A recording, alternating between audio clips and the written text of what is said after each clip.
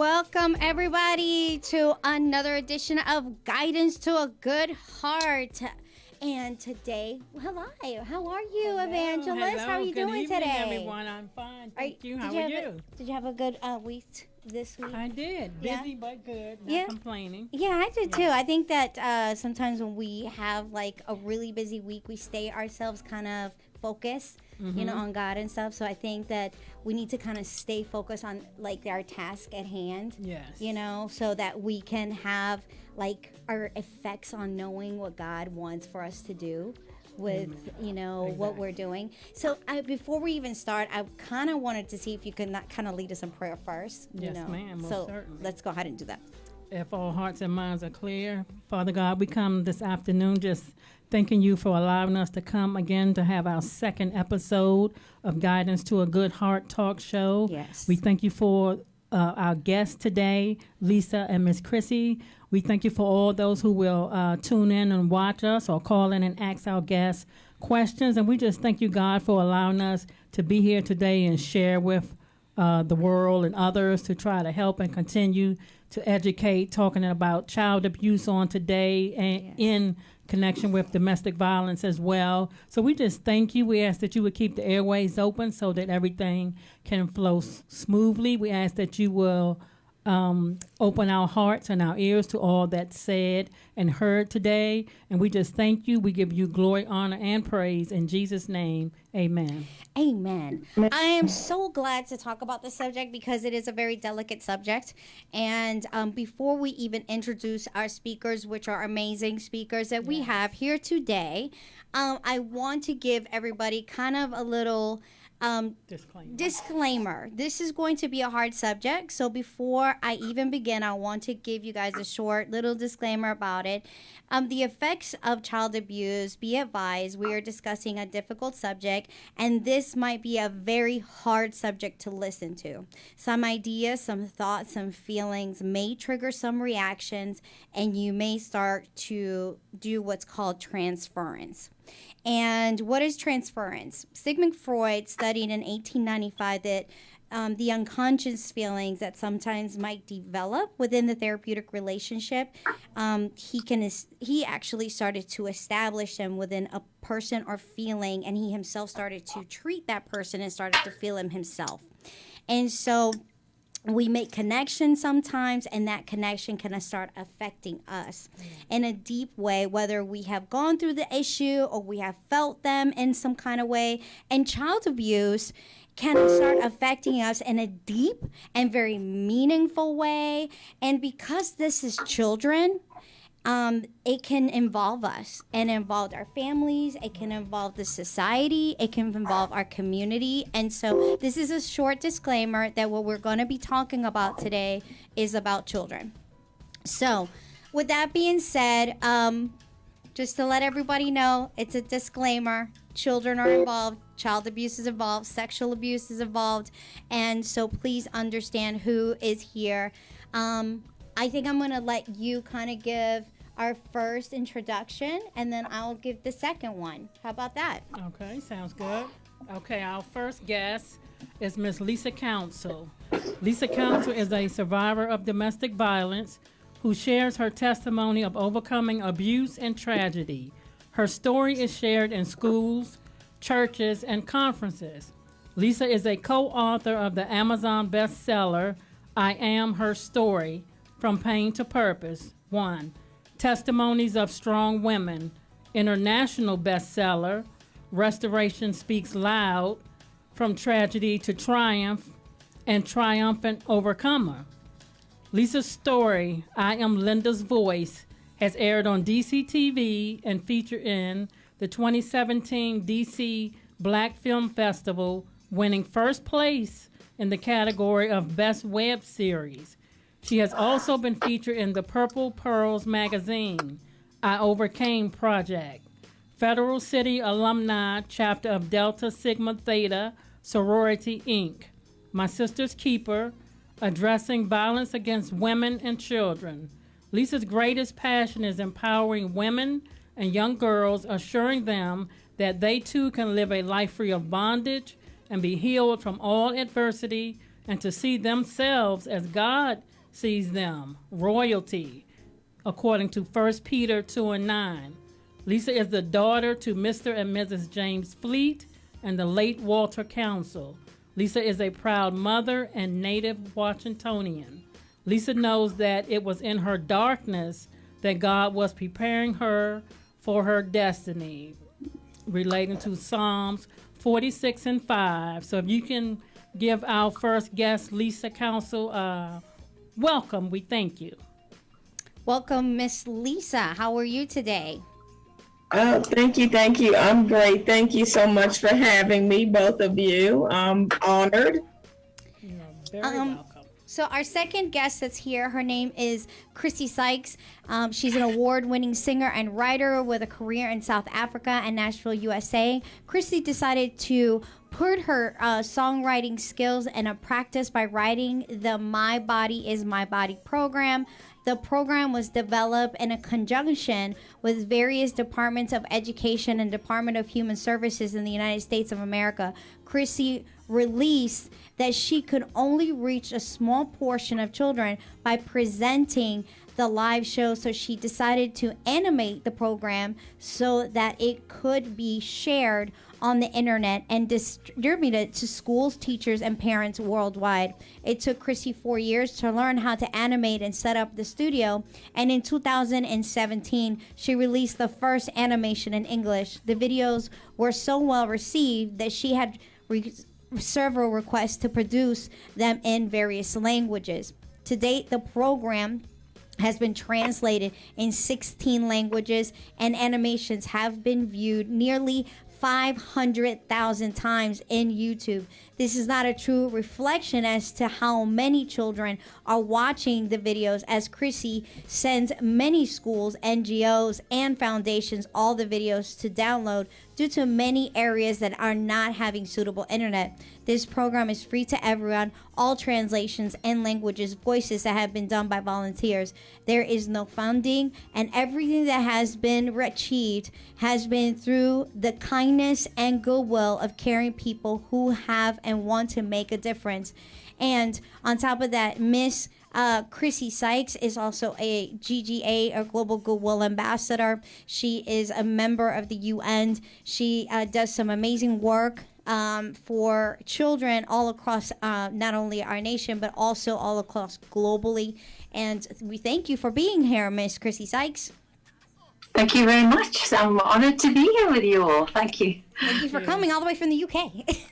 Yes. I think that we should definitely start off with a couple of questions. And we are talking about, like I said, a very delicate and a subject that really affects not only our nation, but also affects us such globally. And so by this effect, how can we summarize child abuse and neglect, not only in the U.S., but also on a global scale? How can we really summarize it, And what is a good scale on that? How can we summarize that child abuse for you ladies? Do you want to go, Linda? Lisa, sure. Lisa. Sorry. No, that's my sister's name, who I actually lost to domestic violence. So I would say, summarizing it as this: education. Individuals need to be educated. We need to have education on domestic violence in our schools, in our churches, in our homes. But education, I would say. Mm-hmm. I agree. I agree. The only way we are going to get over the subject and how many people are being abused every single day. The WHO worldwide say that over 1 billion children are abused every year. So that is literally 50% of all our children in the whole world. Now, if that many children were ill, people would be jumping around doing something tomorrow, raising all sorts of funding. But because it's abuse, it seems to get neglected, which is just amazing to me, because as these children grow up, they end up with all sorts of problems, with physical problems, mental problems, and we end up with almost a sick society because we're not dealing with it at the root. Yeah. So I totally agree with Lisa. Education on this subject. And the whole idea with my program is because it's done with fun little music songs, it makes it more approachable. And that is what we're trying to do. We're trying to get the subject into the homes, families, into the schools, where it is an acceptable subject, a positive, empowering subject, rather than, ooh, we're going to talk about child abuse, Correct. Don't want to do that. So yes, education, 100%. Yeah. So in saying education, which both of you all said, which is key, what do you think we can do as far as educating the parents more so? I mean, of course, the children need to be made aware, because the parents are not with the children at all times and things happen. And sometimes if the children do not know because the parents are uneducated, what can we do to help the parents have a better understanding of child abuse, or what things to look for concerning child abuse? Oh, you go ahead, Chrissy. Okay. I was just going to say, well, my program, like I said, is free to everybody. That's what I wanted to do, because I want to make sure that every single parent, whether you're rich or poor, whatever, you can access this program. So I have a little course. It's only a half-an-hour course that you can take, and it gives you all the facts about child abuse, what to look for, how to react if a child discloses some child abuse to you. We need to get that over to the parents, but then we need them to sit down with the kids and start the conversation. Exactly. That is where we need to go. Is okay. So parents need to understand what child abuse is and how damaging it is to children, which I don't think a lot of parents do understand, and then open the lines of communication. And if we don't start communicating about the subject, we are never going to get anywhere. Correct. I agree 100%. Yeah. I would say that we must start off with educating adults and children, both in the tags of domestic violence. When you think of domestic violence, most folk only think of it being domestic violence when it's taking place in a sexual or physical sense. Yeah. And not knowing that there are 3 other tags to domestic violence. The one that starts off, that's very simple, is verbal.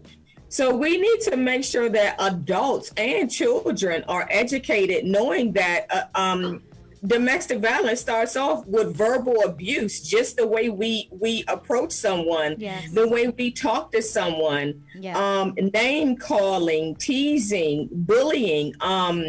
Also, I think it's important for us to start educating kids at a younger age, and that way they will grow up as an adult, into adults understanding domestic violence. Oftentimes folk become abusers and or victims because it starts within their household.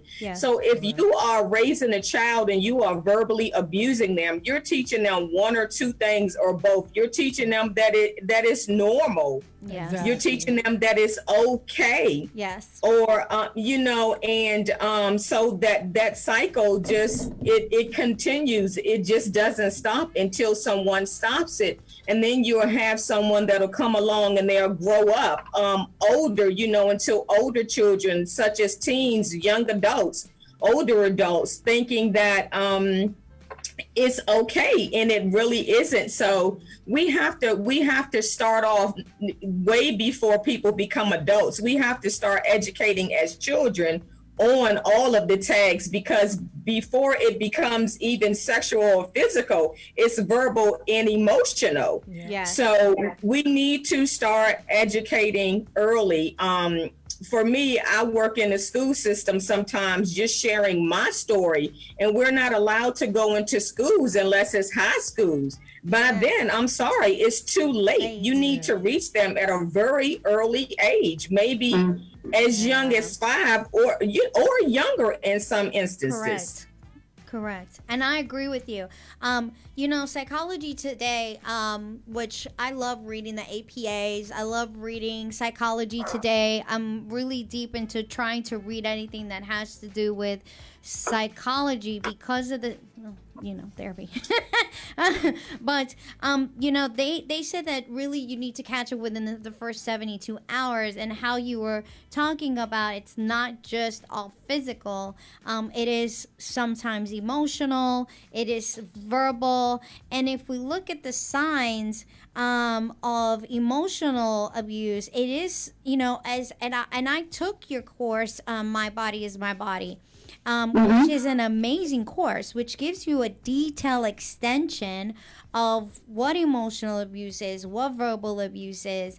And if we really go into detail about that, it is extreme behaviors, that can change very sudden, from self-confidence and headaches or stomach aches without medical cause, abnormal fear, increased nightmares. They even attempt to run away. Me and my husband ourselves, we knew a young boy who ran away. And this could be even as early as 7 or 8 years old, 9 years old. And it's correct what you said, that some children can potentially manifest those individual things at a very early age. Same thing goes with emotional neglect. They have failure to even gain weight because they are emotionally neglected. Specifically infants that desperately want affection, and their behavior can be noticeable. Their vicarious appetite, or they steal food because they don't have it at home, or they're neglected to have food at home. And these are all things that doctors can even notice on, and a lot of parents don't take them to hospitals because they know a doctor will notice this immediately. They will acknowledge it. So a lot of them will be medically neglected. Right. And so, but a lot of times when things like that happen, where a child may be hungry, they're not getting enough to eat at home, and at school they're asking for a second lunch or something like that. Yeah. This is where the teachers come in. Yeah. If the teachers are educated, the teachers will realize, why is this child coming to school every day hungry? Yes. Asking for, a second lunch or another meal, and things like that. They are supposed to be trained to be able to recognize abuse as well and report it. They have a duty, as a matter of fact, to report it as teachers. Yeah. But a lot of times, teachers, parents don't want to acknowledge what it is for what it is. Yes. You see the abuse is there, and a lot of people will just say, well, my child is just acting out. They're not just acting out. When kids act out, it's because of something that has happened. So we have to be more aware and pay attention to how they're acting. Why are they acting like this? Yeah. What's causing them to act like this? Yeah. So the more we know, the more teachers know, then we can be more aware to point out and say, this doesn't look right. This seems like something I learned that, they falls under the category of abuse. I need to maybe report it to the counselor. The counselor will have a conversation with the parent and start there, as opposed to just letting it go and not saying anything, or just say he or she is just acting out. Yes. Yeah. And I think that's a behavior. I think maybe and I don't know, ladies, maybe you can address that, because I know Chrissy, you and I even had a conversation, and I think your program is so imperative because we don't have a program that's set in motion like that. We don't. A lot of places don't. Yeah. You know, On it's left- so important as well to sorry. get the kids talking at school, because a lot of times they can't talk at home. You know, if it's an abusive home, Yeah. they can't say anything. So the teachers or the counselors or somebody out of the home Yeah. needs to be talking to the children. And I've worked, when I lived in America and I was in Nashville, I worked a lot with young kids in the projects with the is it Home Start? No, I think Head that's Start. Home Start here. With Head Start. Huh? Head Head Start. Start. Yes. Yes. Head Start. I worked a lot with Head Start. And the kids understand the program at 3, 4. It's fine. You can start. Okay, you don't have to go into quite as much depth as you would maybe with a child that's 9, but you can still say, you know, if somebody's hurting you, if somebody is doing anything that makes you feel uncomfortable, if somebody's touching your private parts, you can give them really good basic facts that, as Lisa was saying, you know, that they can grow up with. Yeah. So that when they do get to teenagers, they've already got that body empowerment, and they, you know, this is my body. You can't do that. You can't talk to me like that. Yes. You can't bully me like that. And we need to get hold of these kids at a young age and you know, give them good grounding so that they grow up with that positive. I was sexually abused when I was a child, and I didn't tell anybody, and I did grow up with that, you know, I'm not as good as everybody else, and you know, I'm not worth it, and you know, I'll just take anything that comes my way because, you know, I don't deserve. And I just do not want to see other children growing up like that, because it took me a long time to get to the point where I can go, yes, I am worth it. You know, I'm cool. I'm good. You are Yes, worth you it. are. You are and, worth and it. I deserve, you know, but it took a long time, and it took a lot of ups and downs. And yeah, I really believe in my heart, which is why I'm so passionate about doing this, is that if we get to kids young enough and we open those lines of communication with schools, with parents, but it's got to be done. It's got to come out of the shadows, this abuse stuff. I know it's very close to many of us. Yeah. It's either us or somebody close to us in our families, which makes it hard. It makes it a hard thing to talk about because it's around us all. But we have to realize that if we don't address it and we don't start talking about it positively, like we can do something about it. Our children do not need to grow up being abused, battered, you know, bullied, whatever, because we can offer solutions. And you know, as I say, we don't end up with a lot of people with mental abuse or on drugs or all the other things that our kids are growing up with because of their abuse. And it's hard because a lot of children witness a lot of this, even witnessing domestic violence and witnessing that, you know, because sometimes they'll get the preference, you know, one child will become abused and the other child might be the preferred child, and still there's still abuse within that.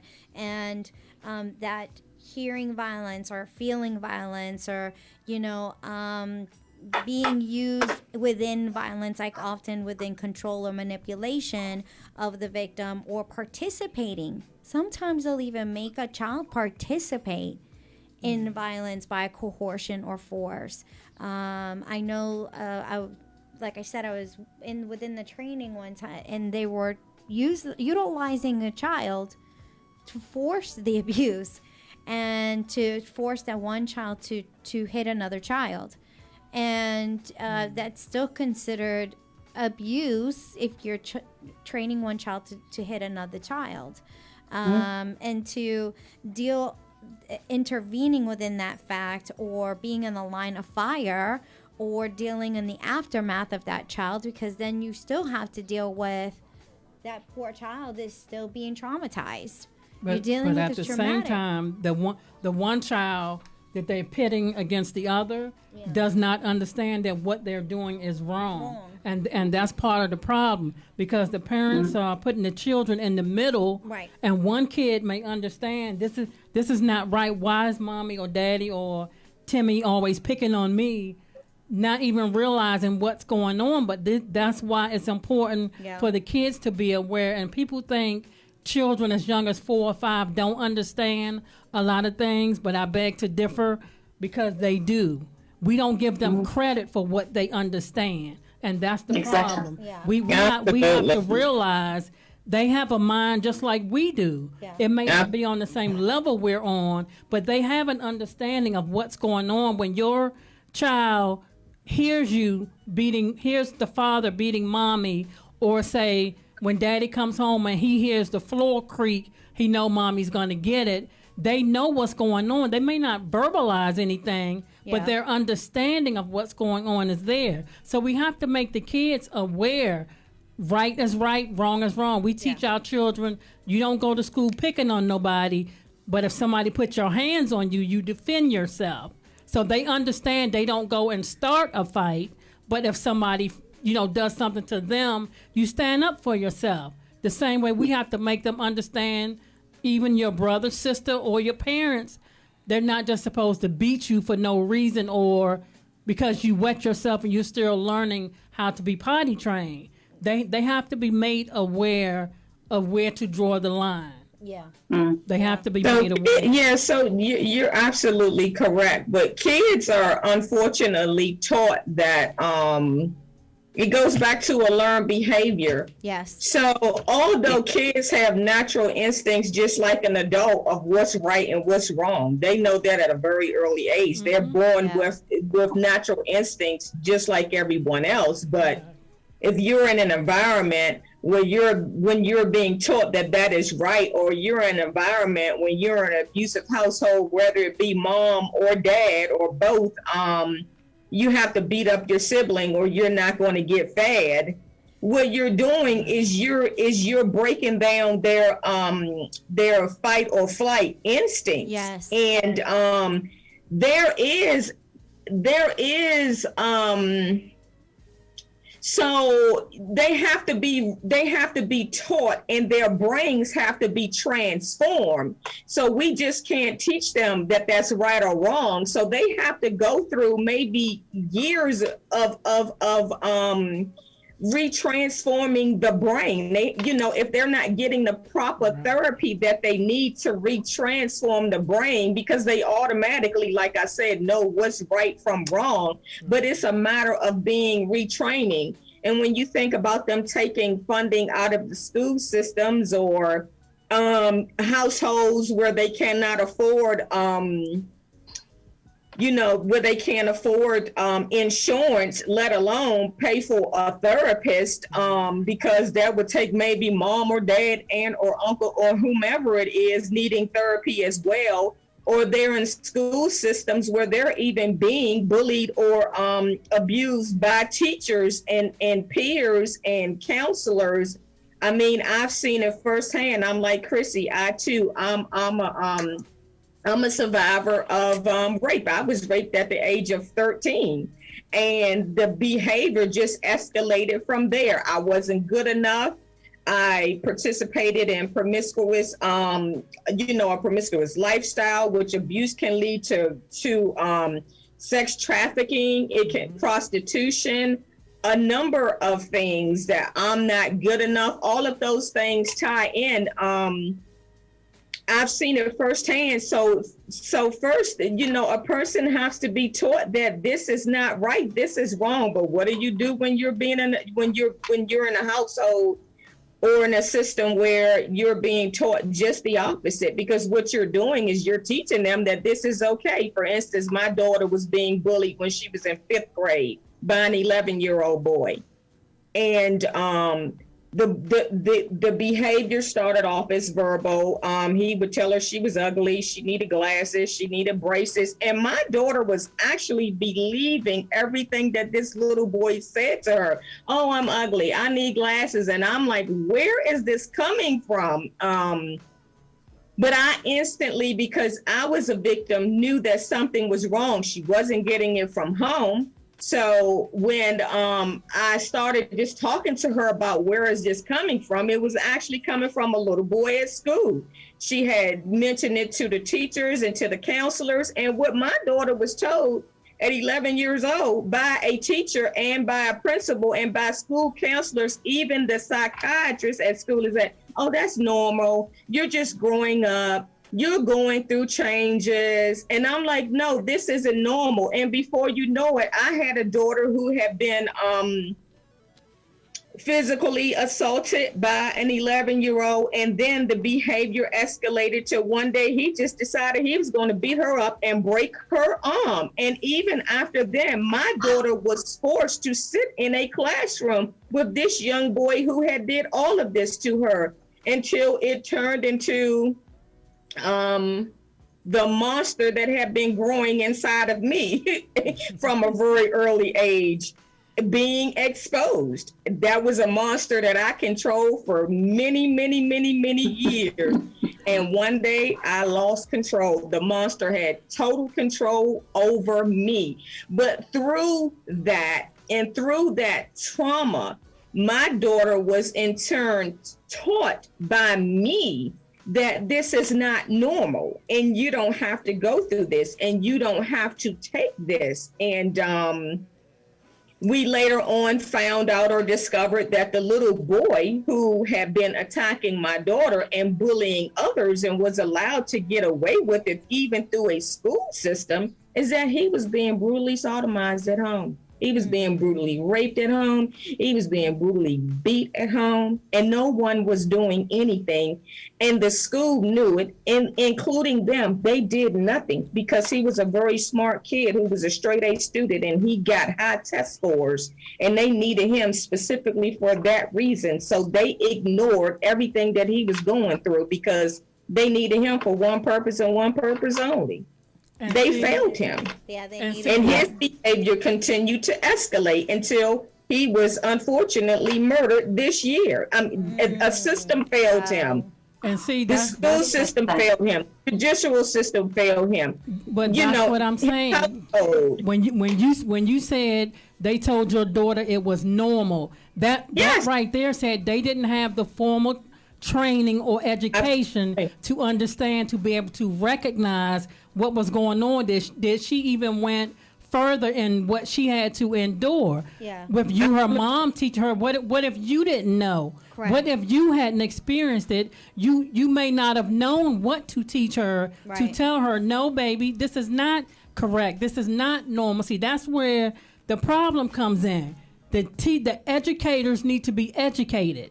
The Absolutely. educators need to be educated so they can point out things, and then for them to know what this little boy was going through at home and do nothing. See, they should have been able to reach out to help him. Just like I said earlier, when someone's behavior is acting out, it's because of something. Why is he acting like that? Why is he bullying people? Why is he doing this?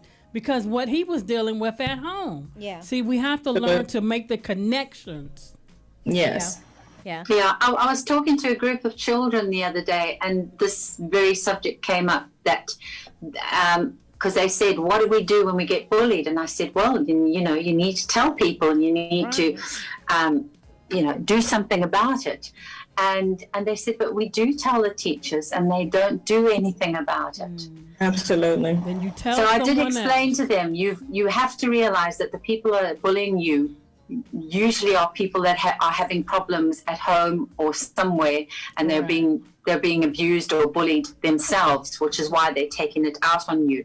But I said that doesn't help you deal with the program. But it does show me that our teachers are very ill equipped to deal with this. Agreed. Yes. Because Agreed. they just kind of shove it under the thing. Oh, go and sit down. It's all right. Fine. You know, it's not a problem. And that's what this teacher told these kids, just just don't worry about it, or it's just what kids do, or whatever, and it's very traumatizing for children.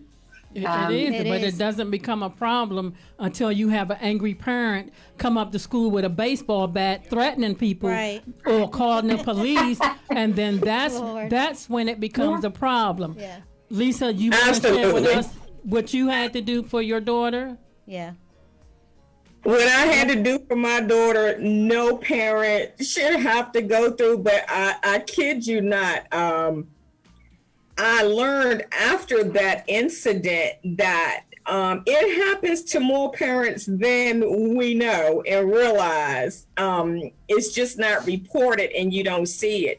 Unfortunately, even when we talk about educators being educated in the subject, we need to also even look farther than that when it comes to doctors and first responders, police officers. I mean, it had gotten to the point with my daughter that even when I went to the police station to file a complaint against this young man, I was told that I couldn't do so You can't. because of No Child Left Behind laws and other laws, and you can't do it because they're minors. Then what am I supposed to do? Even when I went through the school system and I was working with the superintendent of the schools, they told me, no, there's nothing we can do. Because And I tell you, just by the grace of God, the superintendent that I was working with, his wife just so happened to be a child psychiatrist. And she said to him, Lord. her daughter is not safe, because after they split the children up, he had other children bullying my daughter. And so she had became his victim. And his wife had to explain to him, the superintendent's wife, it's not going to stop. Even after he broke her arm, it is not going to stop. And we had to have her transferred to another school for her own safety. Yes.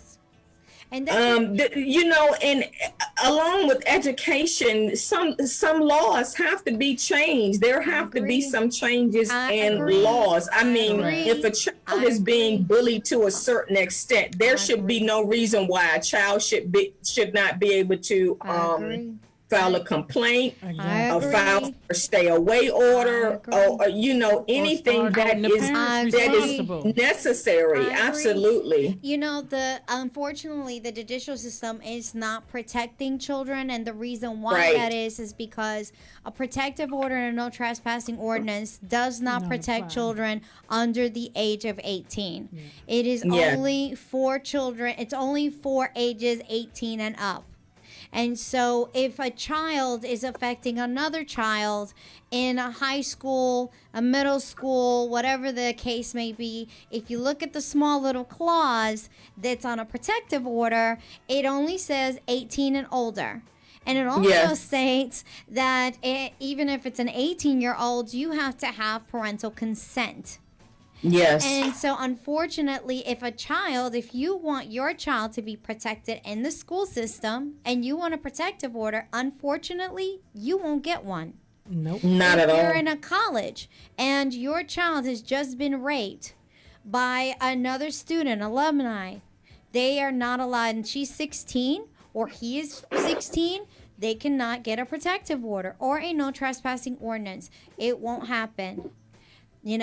And unfortunately, well, not unfortunately, but we do have a law that was established as the Child Abuse Prevention and Treatment Act which is called CAFTA, and it's supposed to be protecting us against child abuse and investigation agencies, even referrals. That was a legislative landmark here. But if that was a landmark and it is an act, it should go even further to not only protect our children against any type of abuse, but it should also implement over the age of per se 15, 16, 17, because we are seeing it now that there are implications within the household that really should protect children. And if there is an issue, there should be a separation. You know, have them in separate classrooms. Have someone, the child be suspended, expelled, put in a different location. But the child who's abused or the child who has the issue should not go through this process, because now what happens is that we don't have any protection for the child. Absolutely. Yeah. Along with, I agree wholeheartedly, but I would also say, we just can't, expel, suspend. Because that really, to me as a parent and a victim, it doesn't get to the root of the issue. That's just like you putting someone in jail for an act that they've committed. If you're not getting them the proper help that they need and you just throw them in a jail cell, then they're prone to come out and doing the same thing again. You have to have to really get to the root of the issue. But within that process of them being expelled, they need to have mental health or anger management. Absolutely. So by starting off the process is to be able for them to start off getting some kind of assistance. So that's how we start the process for them to say there's a problem at home. DSS gets involved. We start going ahead and saying they need some sort of psychological help or something. It gets someone involved in the home. It's for us to be able to say, let's jump in the home and find out what happened, that this child is either being victimized or there's something going on within the involvement of neglect because there is something deeper in the home. I agree. But along with that, but you have to have the parent or guardian participation, and sadly, oftentimes you don't get that. Exactly. Yeah. But it should start being something in the laws where it's ordered, where it's court ordered. Yes. Because half the time, if you tell the parent, well, you need to get Timmy some help, to figure out why he's abusing, why he's acting out, why he's bullying.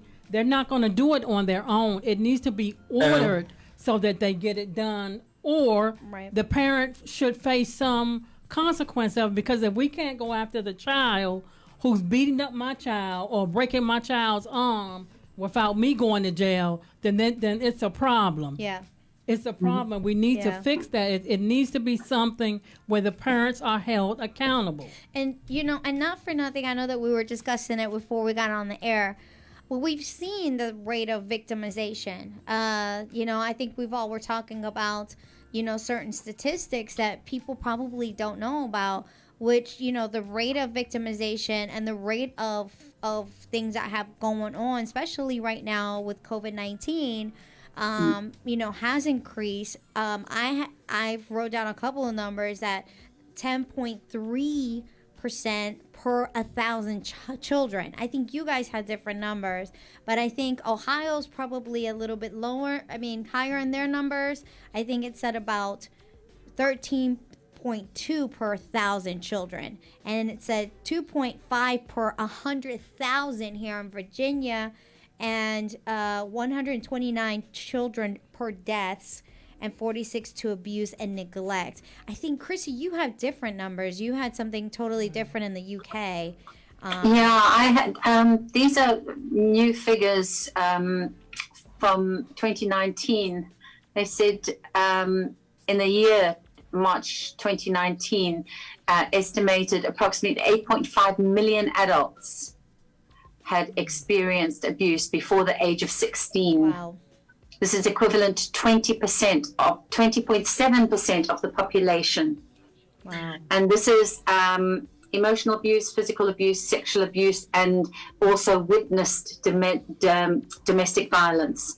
So 20% is massive. And I think that's on the low side. Yeah, I do too, Percy. I absolutely agree. And I think I do think that that's on the low side. I think we all know that that's on the low side. Yes. I think we could double that easily. Absolutely. Definitely. Yeah, But, and I think, Lisa, we're had living some in a numbers time too. now where I'm sorry, Lisa, I didn't mean to interrupt where you. cases are being reported. Yeah, because most of it's not reported. No. So we really have no idea what extent it goes two to. or three times as much as what is reported. Absolutely. Yeah. It's probably. Yeah. And I think, Lisa, you said you had a couple of numbers too, which for the referrals and victimizations, you said also, because I know that you're in DC area, but you also have worldwide. So I had worldwide, and mine is just a tad lower than Chrissy's. I had 275 million children worldwide are exposed to domestic violence within the household, and one in 15 children are eyewitnesses of. That's about 90% of children are eyewitnesses to domestic violence, and 1 in 4 actually 20. I think Chrissy said 20%, and I saw just recently here where it was raised to 22% of children. So that's about what, 1.5 million kids or somewhere around in there, I believe. Yes. But Too many. Yes. But people think just Too many. because the kids are Many, witnessing absolutely. it and they're not actually being abused, that it's not affecting them. Yeah. That's not true, because it is affecting them. Yes. I mean, Absolutely. it affects them as young as infants in the crib age. Yeah. Can be in the room when a parent, husband and wife, mother and father are arguing, fighting. It will affect that child, and that's what people have to realize. Yeah. Just because you send them in their room and shut the door, they know what's going on, and it is affecting them. Yes. And if they don't get help, they're either going to be abused or they're going to be abusers, one or the other. Yeah. Just because it's not happening to them doesn't mean it doesn't have an effect on them. Yeah. Because It is. It Yes, does. absolutely. It does. It is It happening. does. But when you think of a fetus, the developmental stage starts off in the womb, right? Correct. So and I know Chrissy can speak to this better than I can. So for instance, when that child is born, you may have a baby that has an escalator or intense increase of whining and crying, Yeah. diarrhea, Tremors. things of that nature. And like you said, developmental issues, whether that be, brain or, physical. So I would say that it starts off it starts off in the womb. It does. That's Yeah. Yes. Yeah. true. Yeah. Yeah, and the thing is, up to the age of 7, the neurons are developing in a child's brain, Right. and if they are in an abusive household, or are being sexually abused, whatever, those neurons do not grow properly and do not attach and Correct. fire properly. So Yeah. that child does not, and that's what I always tell parents, that child does not become what it could be. Correct. Yes. We want our children to grow up and become the best they can. Yeah. Correct. But if we put them in that sort of Zone. Yeah. abusive home, or we don't do something about the abuse, which is the other thing, is the people that know about the abuse that's happening and turned a blind eye to it because they don't want to offend someone in the family, or they don't want to, cause a problem in the family. They've got to realize that they have got to cause that problem. They have Exactly. got to say something, That's right. and they've got to stand up for their kids, because Yes. those kids are going to grow up with massive problems if they don't. Yeah. Yep. I agree. I say this all the time, and this is something that I had to be taught and learn just through therapy and transforming those neurons, the brain, is people don't understand that you don't grow past your trauma. So, for instance, I'm a 52-year-old female.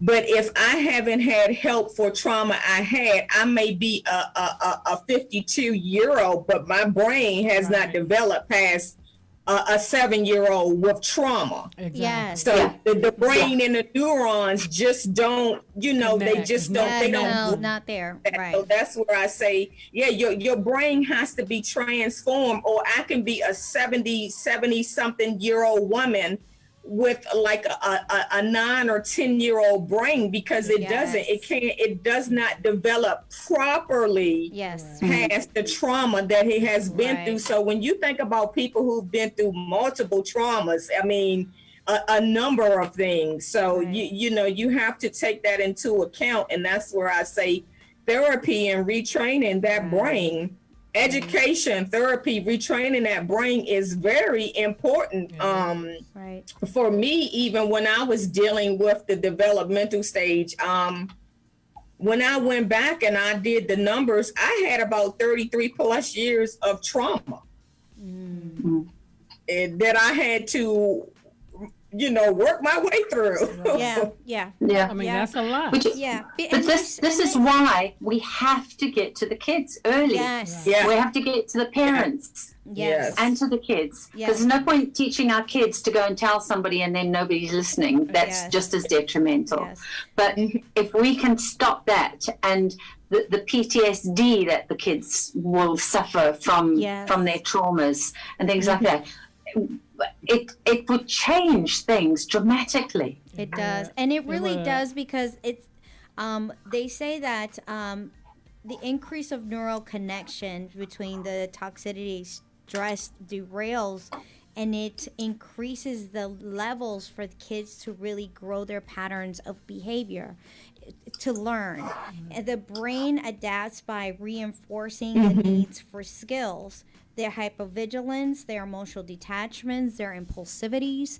And so a kid's way of thinking is really about reactiveness. It's about the way that they're able to Yes. interact between their adults and between other children. And if they're in a key behavior where their incentives to motivate by mood regulations, especially if they're in a hypervigilance, and if they're sitting there going, well, I'm in a fight or flight, and they're hypersensitive all the time, their behavior is motivated by the way that their environment is speculated or defined by the way that they are perceived.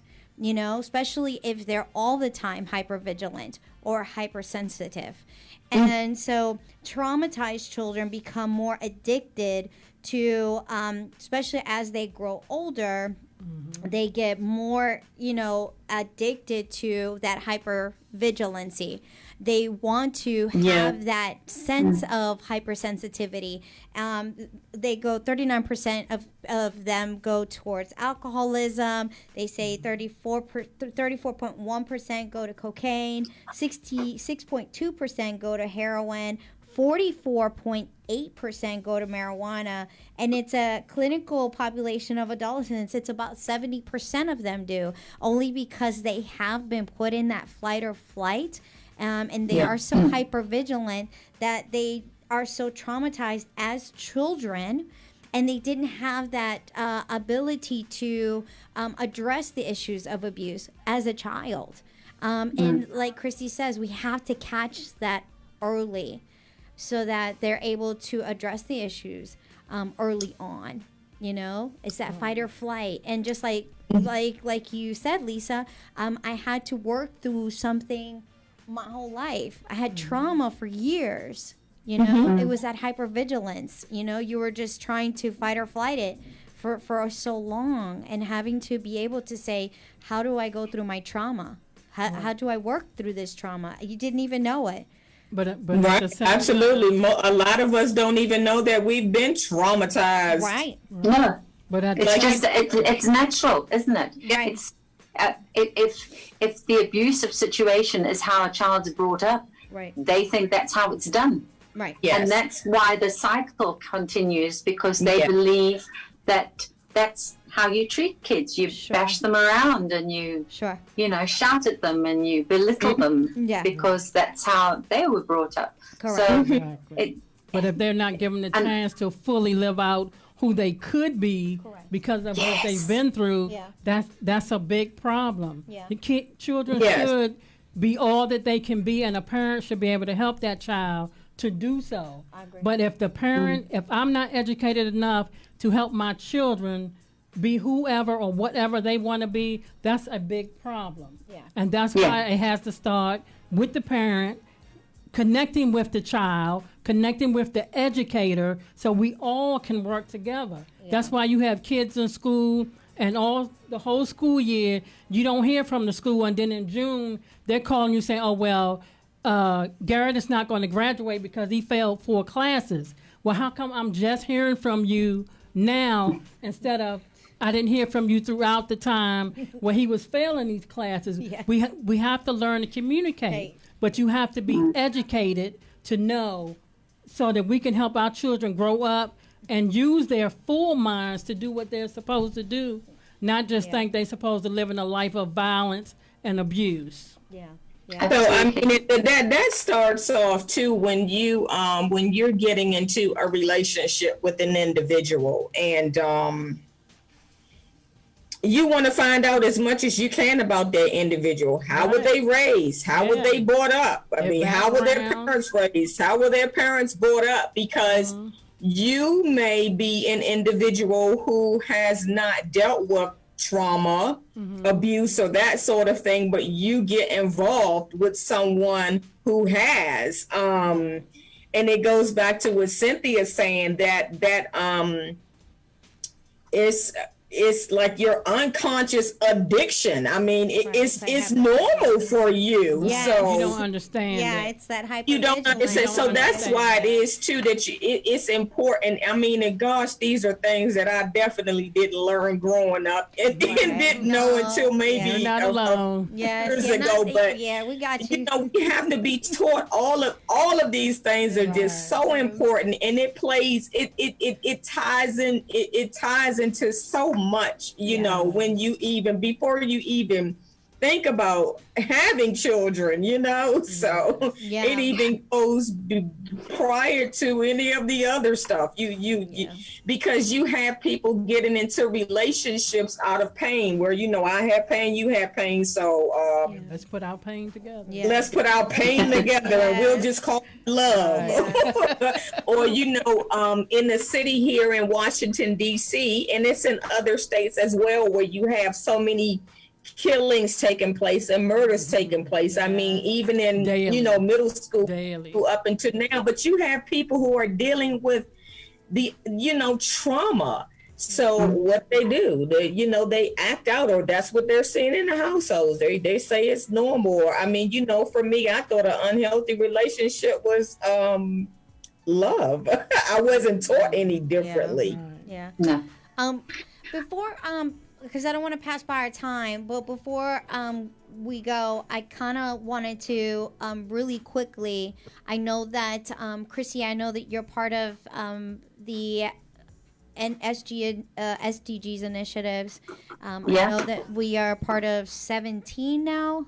We were just talking about them, and if we could just go by which is part of the United Nations, really quickly, just so that people will know what those mean, on what particularly you're dealing with, to deal with, you know, helping children with United Nations globally on a global scale, and we could just go through them really fast, that people will know. Yeah. Okay, yeah. I'll read them out quickly.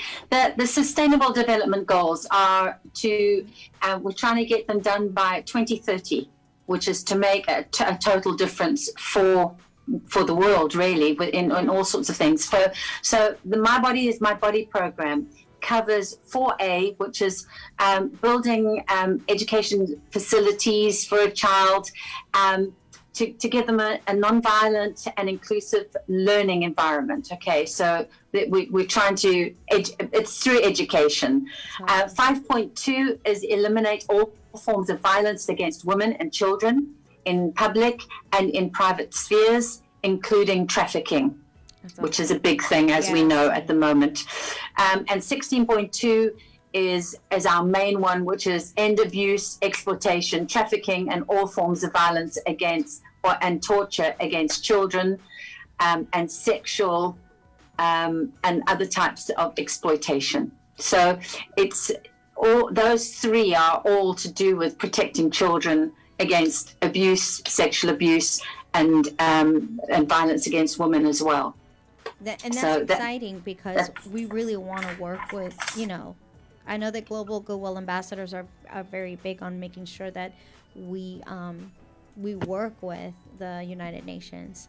And you're Yes. such an imperative part of that. I know that you're the vice president of the, I think, children's welfare, children's welfare, yeah.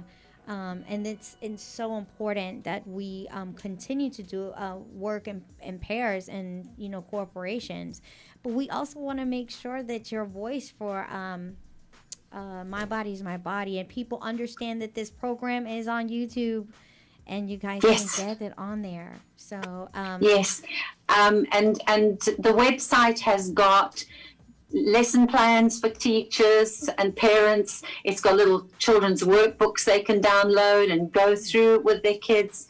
And these are some of the characters behind me. It's all done in fun. It's all positive. So, and I've done this program with people all over the world, different religions, different people, some very conservative people, who I've never found anyone that's been offended by it. no, it's beautiful. So it's a really good starting point Yeah, for people to start the conversation. And I think that's my message to everyone: is start the conversation about abuse.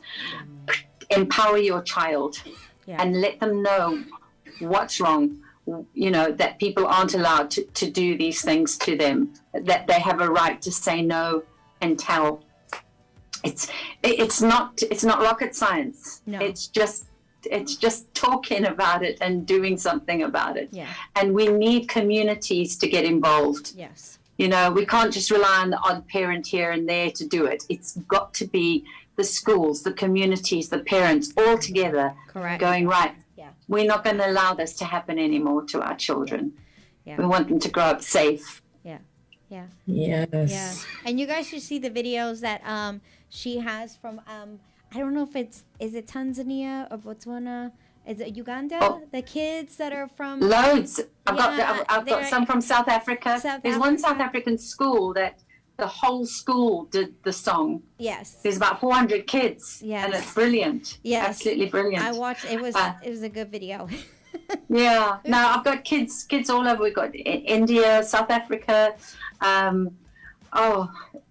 Egypt, It- all sorts of you will places. be Yeah. moved. It's you will be moved. Trust me, you will be moved. If you watch the videos of the kids just singing the little songs, you will be moved, because these are songs that will inspire you to want to do this with your kids too.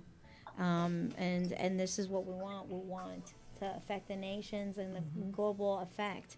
And so this is an inspiring thing, And Lisa, I know that are you working currently on a new book?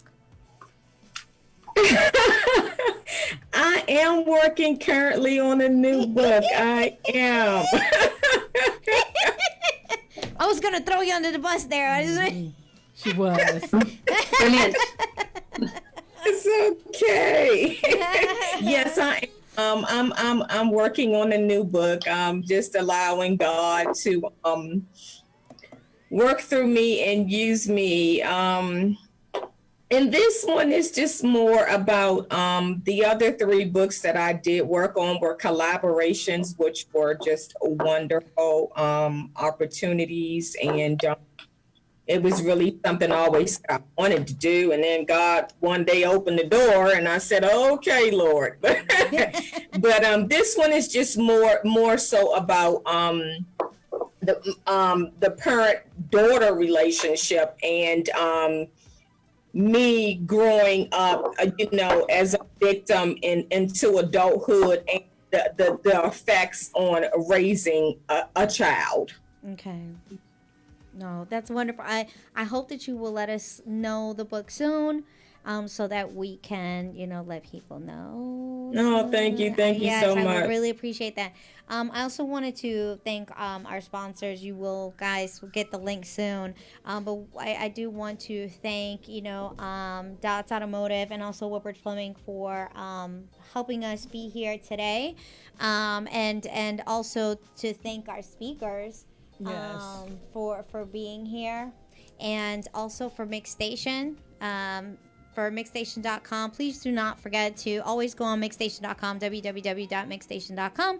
Not only just check out our shows, but also check out the other shows that are on there. They have some amazing shows, but we also want to make sure that, collaborate with us. If you are a business and you want some great advertisement, let us know. But again, thank you for being here today. You are blessed Thank and you, highly ladies. favored. And like I always say, you guys are beautiful. You are lovely. I love you. And thank God that God loves you too. Thank you, ladies, for Thank being you, Lisa and here. Chrissy. Thank you for Bye, inviting us. Chrissy. Bye, both. Lisa. And bye, everybody on Facebook. Bye. Bye-bye. Bye. Bye-bye.